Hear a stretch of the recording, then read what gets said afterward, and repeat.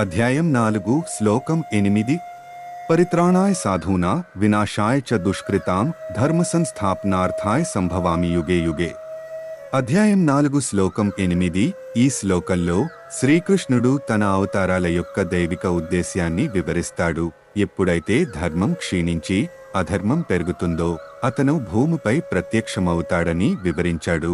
అతని అవతారానికి ప్రధాన కారణాలు సత్పురుషుల రక్షణ, అధర్మం మరియు ధర్మం యొక్క మార్గాన్ని అనుసరించే వారిని రక్షించడానికి మరియు మద్దతు ఇవ్వడానికి కృష్ణుడు అవతరించాడు.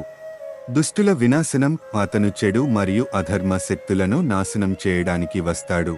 ధర్మం యొక్క పునఃస్థాపన, కృష్ణుడి అవతారాలు ధర్మ సూత్రాలను పునరుద్ధరించడం మరియు నిలబెట్టడం, ధర్మం మరియు అధర్మం మధ్య సమతుల్యతను నిర్ధారించడం లక్ష్యంగా పెట్టుకున్నాయి. తదుపరి వీడియోలో అధ్యాయం 4 శ్లోకం 13 చూద్దాం.